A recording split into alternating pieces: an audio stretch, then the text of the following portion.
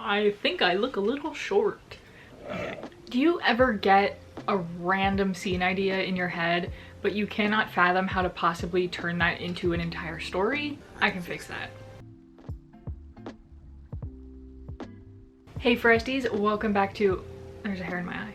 Welcome back to Writing Wednesdays. Today I'm gonna walk you through my process of how I turn a random scene idea into a full-fledged plot for a story. Basically, we are going to reverse engineer this scene idea into a plot.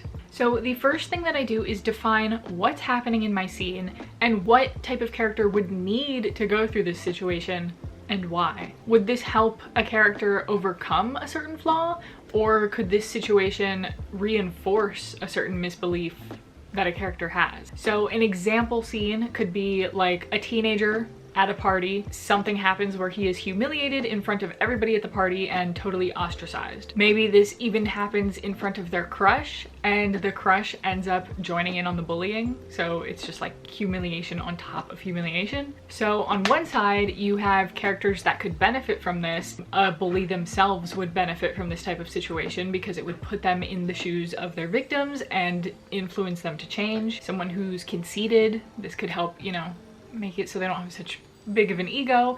Or maybe this is just like a real innocent bystander, but they really needed to learn the truth about who that crush was. Characters who this situation would be very non-beneficial for: somebody who did not want to go to the party in the first place, somebody who had a feeling that something like this would happen, or on the flip side, somebody who's very naive, who would never have expected something like this to happen and who thought that they were just going to have a good time, they'd have fun, and they would be accepted among this crowd. So now you have a couple ideas to work with, you know, play around with when you're thinking about all these different types of characters and how they would react differently in this situation, and you can kind of see which storyline draws you in more, which one you feel more drawn to. That was like the same sentence twice. So once you've decided on a character to further explore for this scene idea, you ask yourself, how did I get here? No, how did your character get here? Not just physically, but also mentally. How did they end up in this scene? For this example, how did they end up at the party? Did somebody convince them to go? Did they just want to go? Did they get invited? And mentally, what led them to have this flaw or misbelief that is going to be either corrected or made worse by this situation? For example, let's talk about that conceited character. Maybe they're, you know, the bully. They probably would have just shown up at the party because they wanted to go, because they felt like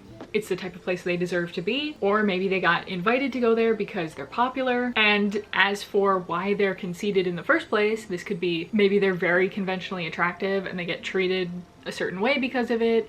Maybe they grew up kind of spoiled, or maybe they've just always been the popular kid. They don't know any other type of life, and this kind of boosts their ego a little bit too much. Then on the other end of the spectrum, you have your character who didn't even want to go to the party in the first place. They might have gotten dragged to the party by a friend, you know, somebody who wanted to go and somehow managed to convince them to come with. And maybe, you know, they are the type of person who never really goes out to social events because they have a history with bullying. Maybe they have a lot of hardships in their past.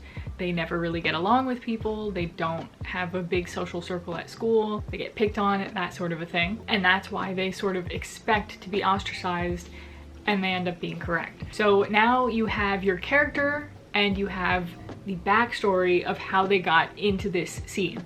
So you have all the basics down. Once you have a character and you have their flaw or their misbelief about the world that needs to be corrected, the rest of the things sort of end up falling into place. It's easy to build a story around fixing this thing that needs to, you know, be rectified inside of the character. So the next step would be to place this scene that you've developed into your favorite planning method.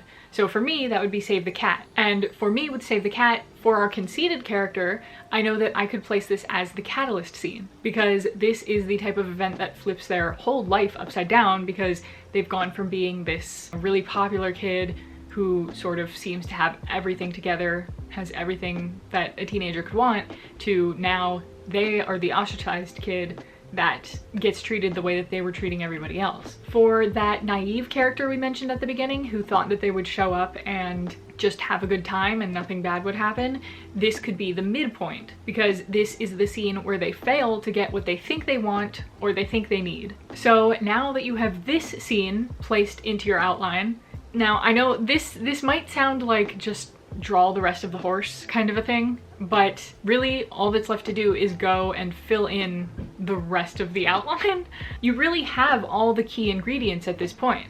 All you have to do is figure out the events leading up to this point, the important information that relays who your character is and why this scene would be important for them. And then because now you know who your character is inside, you can figure out the actions that they would next take to fill out the second half of the outline. For example, the conceited character after their catalyst would probably start plotting revenge.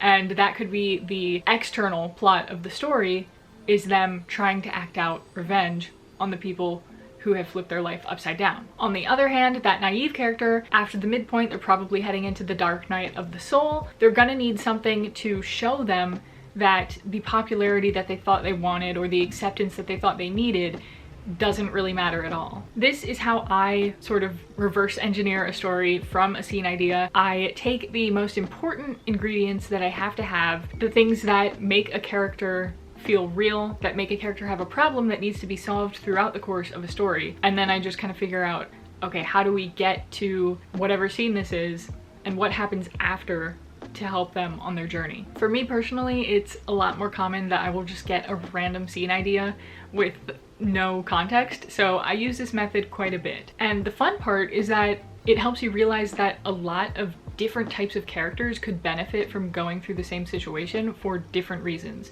So you can have the story idea that you end up going with, but then it also helps you brainstorm for future story ideas because you have all these other options that you're kind of playing around with. So hopefully this method was helpful for you.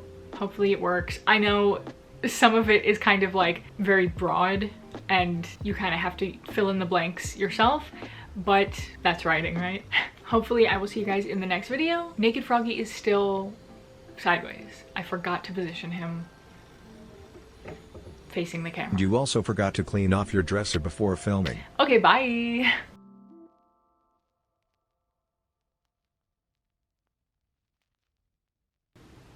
What the heck is wrong with my bangs? Why do I sound like Chris from 1,000 Pound Sister?